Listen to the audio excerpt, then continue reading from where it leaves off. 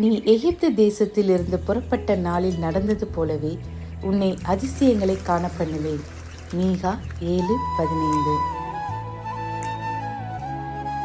According to the days of thy coming out of the land of Egypt, will I shew unto him marvelous things. Micah 7:15. ஆண்டவரும் இரட்சகருமாகிய இயேசு கிறிஸ்துவின் நாமத்தினாலே God கூசிஸ் மினிஸ்ட்ரீஸின் YouTube channel வாயிலாக உங்களை சந்திப்பதில் பெரும் மகிழ்ச்சி அடைகிறேன். இந்த புதிய நாளிலே தேவனாகிய கர்த்தர் நம்மை நினைத்து ஆசீர்வதிக்க விரும்புகிறார். கடந்த நாட்களிலெல்லாம் நம்மை பாதுகாத்து இந்த நாளுக்குள் பிரவேசிக்க நமக்கு இரக்கம் பாராட்டியிருக்கிற தேவாதி தேவனுக்கு ஸ்தோத்திரம் உண்டாவதாக.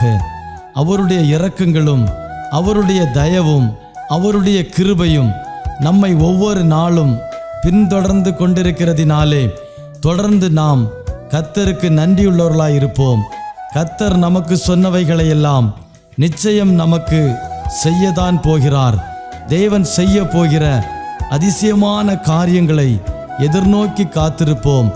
நம்முடைய நம்பிக்கையிலே விசுவாசத்திலே உறுதியாய் நாம் தரித்திருப்போம். தேவனாகிய கர்த்தர் ஒவ்வொரு நாளும் நம்மோடு பேசும்படியாய் கொடுக்கிற ஒவ்வொரு வார்த்தைகளையும் பற்றி கொள்வோம். ஏனெனில் கர்த்தருடைய ஒவ்வொரு வார்த்தையிலும் ஜீவன் உண்டு. அந்த ஜீவனுள்ள வார்த்தைகளை நம்பி காத்திருப்போம். தேவனாகிய கர்த்தர் பெரிய காரியங்களை செய்வாராக. ஆமென்.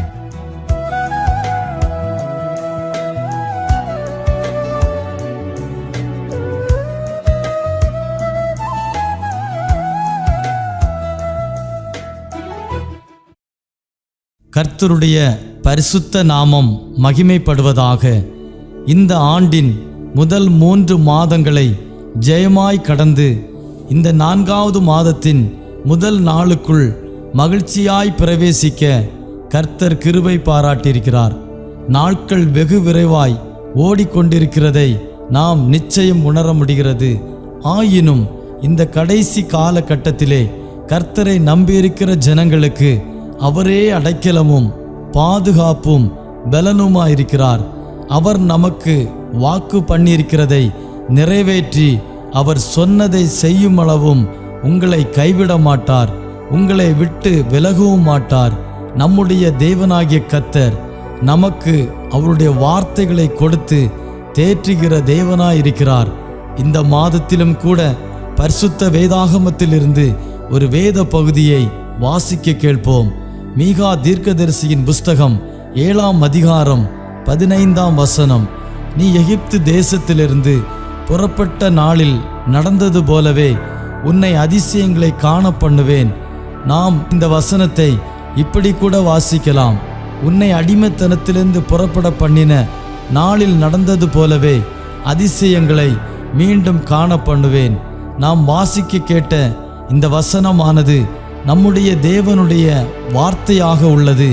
இந்த மீகா தீர்க்கதரிசியின் புஸ்தகம் 7ஆம் அதிகாரம் 14ஆம் வசனத்தில் தீர்க்கதரிசியாகிய மீகா தேவனிடத்தில் யூதாவின் விண்ணப்பமாக இதை நிறைவேற்றினார். இந்த தீர்க்கதரிசியின் புஸ்தகம் முழுவதும் நாம் வாசித்து பார்ப்போம் என்றால் சொல்லப்பட்ட ஒவ்வொரு வார்த்தையும் சிறையிருப்புக்கு போவதற்கு முன்பதாக இஸ்ரவேலுக்கும் யூதாவுக்கும் எச்சரிக்கையாக சொல்லப்பட்ட வார்த்தைகள். இன்றும் இங்கே சிறப்பான காரியம் என்னவென்றால் இவர்கள் தண்டிக்கப்படுகிறதற்கு முன்பதாகவே கொடுக்கப்பட்ட எச்சரிக்கை மாத்திரமல்ல, தண்டனைக்கு பின் தேவனுடைய மன்னிப்பு எப்படிப்பட்டது என்றும் தேவனுடைய இரக்கத்தினால் திரும்பவும் இவர்கள் எப்படி கட்டப்படுவார்கள் என்றும் தேவன் அவனுடைய தீர்க்கதரிசியின் மூலமாக சொல்லியிருந்தார். இதிலிருந்து தேவன் தம்முடைய ஜனங்களை எவ்வளவு நேசிக்கிறார் என்பதை நாம் தெளிவுபடுத்திக் கொள்ளும் அளவுக்கு தேவனுடைய வசனங்கள் தீர்க்க தரிசன வார்த்தைகளாய் நமக்கு கொடுக்கப்பட்டிருக்கிறது. நம்மை அதிசயங்களை காண பண்ணுகிற தேவன் விசேஷமாக இந்த மாதத்திலே கர்த்தருடைய அதிசயமான காரியங்களை நீங்கள் கண்டு சந்தோஷப்படத்தக்கதாக நிறைவேற்ற போகிறார் என்பதில் சந்தேகமில்லை. கர்த்தருடைய செயல்களை எதிர்நோக்கி காத்திருங்கள். தேவனாகிய கர்த்தர் நிச்சயம் உங்களை ஆசீர்வதிப்பார். நாம் வாசித்த இந்த வசனத்தில் எகிப்து தேசத்திலிருந்து புறப்பட்ட நாளில் நடந்தது போலவே உங்களை அதிசயங்களை காண பண்ணுவேன் என்று தேவனாகிய கர்த்தர் சொல்லியிருக்கிறார். எகிப்திலிருந்து அவர்கள் விடுதலையாகி புறப்பட்ட நாளிலே நடந்த காரியங்கள் என்னவென்று சிலவற்றை அறிந்திருக்கிறோம். நாம் எல்லாவற்றையும் பார்ப்பதற்கு நேரமில்லை. 2 குறிப்பிட்ட காரியங்களை வசனத்தின் அடிப்படையில் நாம் கவனிக்கப் போகிறோம். அதை வாசித்து விசுவாசித்து கர்த்தர் இன்றைக்கும் அதே போலவே செய்வார் என்று நம்பி காத்திருப்போம். கர்த்தரை நம்பின ஜனங்கள் ஒருபோதும் வெட்கப்பட்டு போனதில்லை. ஏனென்றால் அவர் நம்மை அதிசயங்களை காண செய்கிறவர். எப்படி என்றால், அடிமைத்தன வீடாகிய எகிப்திலிருந்து மிகுந்த நெருக்கத்தின் மத்தியில் துக்கத்தோடும் பெருமூச்சோடும் இஸ்ரவேலர் இட்ட கூக்குரலை கேட்ட தேவன் மோசே என்ற இரட்சகனை எழுப்பினார். அவனிடத்தில், நீ பார்வோனிடத்தில் போய் தேவனுடைய ஜனங்கள் அவரை ஆராதிக்கும்படியாய் அவர்களை போகவிடு என்று சொன்னார். அவன் போகவிட மாட்டேன் என்று சொன்னபோது 1 2 அல்ல 10 வாதைகளை அந்த தேசத்தின் மேல் வரவழைத்து தம்முடைய ஜனங்களுக்கு அதிசயங்களை காண பண்ணி தம்முடைய ஜனமாகிய இஸ்ரவேலரை பலத்த கையினாலும் ஓங்கிய புயத்தினாலும் தேவனாகிய கர்த்தர் விடுதலையாக்கினார். இந்த சம்பவங்களை நாம் யாத்திராகமம் புஸ்தகத்தில் வாசிக்கிறோம். அதில் 2 காரியங்களை மாத்திரம் சுட்டி காட்டி நான் உங்களுக்காக ஜெபிக்க விரும்புகிறேன். அவர்கள் எகிப்திலிருந்து புறப்பட்ட சம்பவத்தை குறித்து யாத்திராகமம் புஸ்தகம் 3ஆம் அதிகாரம் 20, 21, 22 வசனங்களில் வாசிக்க முடியும். ஆகையால் நான் என் கையை நீட்டி எகிப்தின் நடுவிலே நான் செய்யும் சகலவித அற்புதங்களினாலும் அதை வாதிப்பேன். அதற்கு பின் அவன் உங்களை போக விடுவான். அப்பொழுது இந்த ஜனங்களுக்கு எகிப்தியரின் கண்களில் தயவு கிடைக்க பண்ணுவேன். நீங்கள் போகும்போது வெறுமையாய் போவதில்லை. ஒவ்வொரு ஸ்திரீயும் தன் அயலகத்தாளிடத்திலும் தன் வீட்டில் தங்குகிறவளிடத்திலும் வெள்ளியுடைமைகளையும் பொன்னுடைமைகளையும் வஸ்திரங்களையும் கேட்டு வாங்குவான். அவைகளை உங்கள் குமாரருக்கும் உங்கள் குமாரத்திகளுக்கும் தரிப்பித்து எகிப்தியரை கொள்ளையிடுவீர்கள் என்றார். தேவன் வாக்கு பண்ணினபடியே இன்றும் அதிசயங்களை காண செய்கிறவர், இனியும் செய்ய போகிறார். தேவனாகிய கர்த்தர் இஸ்ரவேல் ஜனங்கள் எகிப்திலிருந்து புறப்பட்ட அந்த நாளில் முதலாவது ஒரு அதிசயத்தை செய்தார். எகிப்தியரின் கண்களில் தயவு கிடைக்க பண்ணினார். அதுவரை எரிச்சலாய் பார்த்த எகிப்தியர், அதுவரைக்கும் இஸ்ரவேலரை அடிமைகளாக துன்புறுத்தின எகிப்தியர், அதுவரைக்கும் அவர்களை காணும்போது எரிச்சலடைந்து அடித்து துன்புறுத்தி வேலை வாங்கி அடிமைத்தனத்திலேயும் கொடுமையான அடிமைத்தனத்தை அனுபவிக்க செய்தார்கள். அப்படிப்பட்ட சூழ்நிலைகளிலே தேவனாகிய கர்த்தர் எகிப்தியரின் கண்களிலே தயவு கிடைக்க பண்ணினார். இது தேவனால் மாத்திரம்தான் செய்ய முடியும். அன்று துன்புறுத்தின எகிப்தருடைய கண்களிலே தயவு கிடைக்க பண்ணுகிறார். இன்றும் தேவனாகிய கர்த்தர் நமக்கு அதிசயங்களை செய்ய உண்மையுள்ளவராயிருக்கிறார் என்பதை உணர்ந்து நீங்கள் விசுவாசியுங்கள். உங்கள் மேல் எரிச்சலாய் இருக்கிறவர்கள், உங்கள் மீது வன்கண்ணாய் பொறாமையாய் இருக்கிறவர்கள் எல்லாருடைய கண்களிலும் தேவன் தயவு கிடைக்க பண்ணுகிறவர். அவர்களை உங்கள் பட்சத்தில் வரும்படி செய்வார். இந்த மாதத்திலே மறுபடியும் நீங்கள் விசுவாசியுங்கள். தேவனாகிய கர்த்தர் இந்த மாதத்திலே அதிசயங்களை செய்வார். வேற எந்த மனுஷனாலும் செய்ய முடியாது. தேவனாகிய கர்த்தர் அப்படியே செய்ய போகிறார். 2வதாக, எகிப்தியரை இஸ்ரவேல் ஜனங்கள் கொள்ளையிடுவார்கள் என்று தேவனாகிய கர்த்தர் வாக்கு பண்ணுகிறார். இதுவரை இவர்கள்தான் கொள்ளை போனார்கள். இவர்களிடம் இருந்த பலன் உள்பட எல்லாவற்றையும் எகிப்தியர் கொள்ளையிட்டு வெறுமையாக்கி இவர்களை அடிமைப்படுத்தி இருந்தார்கள். அந்த சூழ்நிலைகளில் தேவனாகிய கர்த்தர் தமது ஜனங்களுக்கு சொல்லுகிறார், நீங்கள் எகிப்தியரை கொள்ளையிடுவீர்கள். தேவனாகிய கர்த்தர் அப்படிப்பட்ட அதிசயங்களை செய்வார். அதுவரைக்கும் அவர்கள் கரங்களிலிருந்து ஒன்றும் பெற முடியாத சூழ்நிலை இருந்தது. இப்பொழுதோ தேவனாகிய கர்த்தர் அடையாளமாக, அற்புதமாக, அதிசயமாக இவைகளை தம்முடைய ஜனத்திற்கு சொல்லுகிறார். நீங்கள் எங்கு கொள்ளையானீர்களோ அங்கேயே நீங்கள் கொள்ளையிடுவீர்கள். இந்த மாதத்திலும் கூட இந்த வார்த்தைகளை ஆதாரமாக வைத்து சொல்லுகிறேன். இதுவரை மாறுதல் இல்லாமல் அசைவற்று இருந்த சூழ்நிலைகள் எல்லாம் இயேசு கிறிஸ்துவின் நாமத்தினாலே கர்த்தருடைய வார்த்தையை விசுவாசிக்கிற உங்களுக்கு, அதாவது உங்களை அதிசயங்களை காண பண்ணுவேன் என்று சொன்ன தேவனுடைய வார்த்தைகளை விசுவாசித்து நம்பியிருக்கிற உங்களுக்கு மாற்றமடைய போகிறது. இந்த மாதத்திலே தேவனாகிய கர்த்தர் உங்களை அதிசயமாய் மாற்றப் போகிறார். இதுவரைக்கும் மாறாத சூழ்நிலைகளை தேவனாகிய கர்த்தர் மாற்றப் போகிறார்.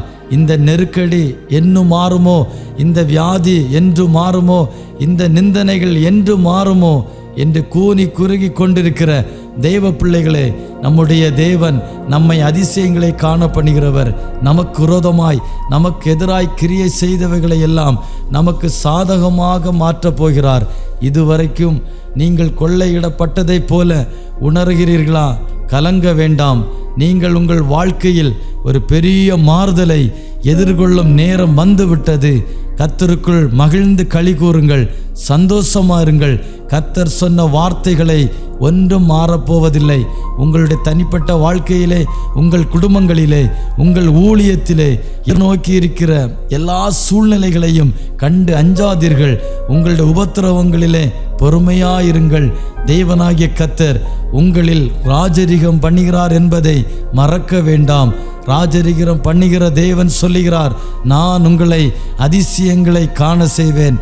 இந்த மாதம் நாம் அதிசயங்களை சுதந்தரிக்கிற மாதம். அதை நான் விசுவாசித்து சொல்லுகிறேன். நீங்களும் தேவனுடைய நாமத்தை மகிமைப்படுத்த அன்பாய் கேட்டுக்கொள்கிறேன். கர்த்தர் நமக்கு செய்ய போகிறவைகள் அதிசயமானவைகள். இந்த 4வது மாதத்திலே தேவனாகிய கர்த்தர் அதிசயமான காரியங்களை நமக்காக செய்ய போகிறார். விசுவாசியுங்கள், எதிர்நோக்கி காத்திருங்கள். கர்த்தருடைய நாமம் மகிமைப்படட்டும். தேவனாகிய கர்த்தர் தாமே இந்த வார்த்தையின் மூலம் உங்களையும் உங்கள் குடும்பங்களையும் ஆசீர்வதிப்பாராக. ஆமேன். நாம் ஜெபிக்கலாம். அன்பின் பரலோக பிதாவே, உமக்கு கோடான கோடி ஸ்தோத்திரம். இந்த 4வது மாதத்திலே உம்முடைய கரத்தை நோக்கி காத்திருக்கிறோம். நீர் எங்களுடைய முற்பிதாக்களுக்கு வாக்கு பண்ணின அந்த வார்த்தைகளை நாங்கள் ஏற்றுக்கொண்டு விசுவாசத்தோடு ஜெபிக்கிறோம். உங்களை அதிசயங்களை காண பண்ணுவேன் என்று அன்று இஸ்ரவேலுக்கு சொன்ன தேவனாகிய நீர் இன்று எங்களையும் உம்முடைய அதிசயங்களை காண செய்வீராக. உம்முடைய அநாதி தீர்மானத்தின்படி எங்களுக்காக நீர் வைத்திருக்கிற உம்முடைய வாக்கு தத்தத்திற்காக ஸ்தோத்திரம். யாரெல்லாம் விசுவாசிக்கிறீர்களோ அவர்களை எல்லாம் உம்முடைய வாக்கு தத்தத்தை இந்த மாதத்தில் தானே சுதந்திரிக்கும்படி அனுபவிக்கும்படி இவை எல்லாவற்றிற்கும் உதவி செய்வீராக. எதிரான கிரியைகள், கசப்பான அனுபவங்கள், மாறுதல் எல்லா சூழ்நிலைகள் எல்லாவற்றையும் மாற்றும்படி உம்முடைய வார்த்தையை அனுப்பியிருக்கிறீர். அந்த வார்த்தைகளை பெற்றுக்கொண்டு தங்களுக்கென்று விசுவாசிக்கிற ஒவ்வொருவருக்கும் ஒவ்வொரு குடும்பங்களிலும் தேவனாகிய கர்த்தர் அப்படியே அதிசயங்களை செய்வீராக. இந்த அதிசயங்களை கண்டு பூரித்து உமது நாமத்தை மகிமைப்படுத்த எங்களை நாங்கள் ஒப்பு கொடுக்கிறோம். எங்கள் ஊழியங்களை ஆசீர்வதித்து அதிசயங்களை நடப்பிப்பீராக.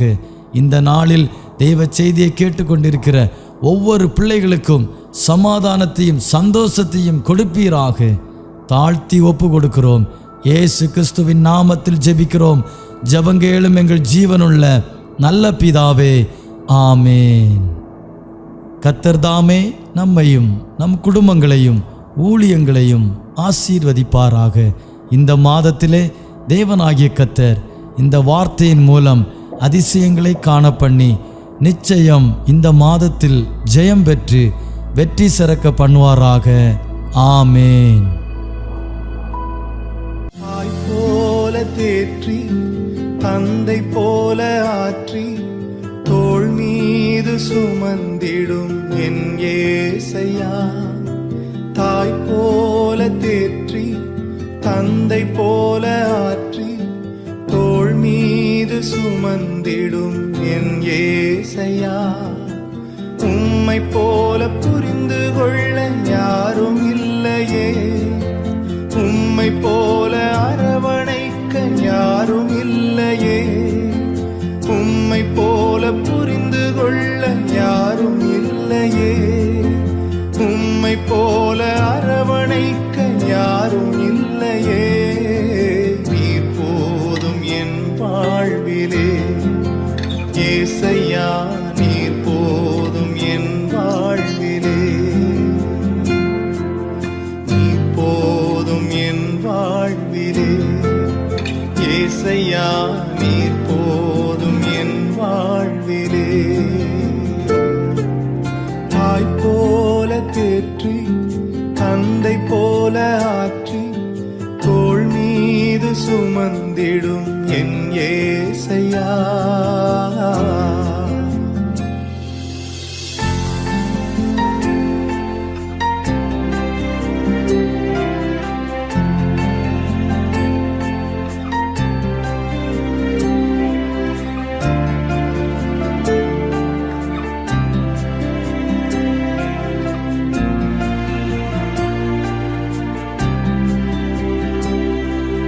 மலை போல துன்பம் என்னை சூடும் போது அதை பனி போல உருகிட செய்பவரே.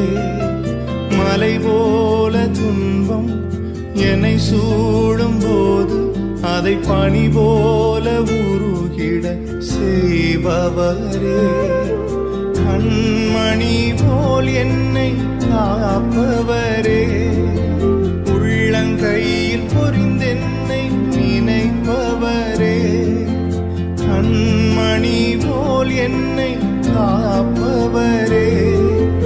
உள்ளங்கையில் பொறிந்தென்னை நினைப்பவரே. நீர் போதும் என் வாழ்விலே. ஏசையா நீர் போதும் என் வாழ்விலே. நீர் போதும் என் வாழ்விலே. ஏசையா நீர் போதும் என் வாழ்விலே. தாய் போல தேற்றி தந்தை போல ஆற்றி தோள் மீது சுமந்திடும் என் ஏசையா.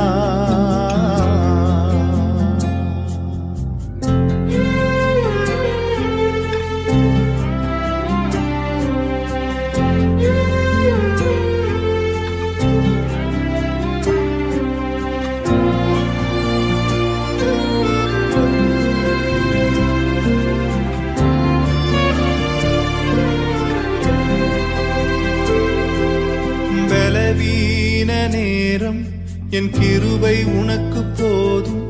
உன் பலவீனத்தில் என் பலன் தருவேன் என்றே. பலவீன நேரம் என் கிருபை உனக்கு போதும்.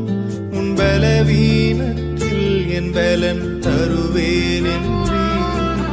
நிழல் போல என் வாழ்வில் வருபவரே. விலகாமல் துணை நின்று காப்பவரே.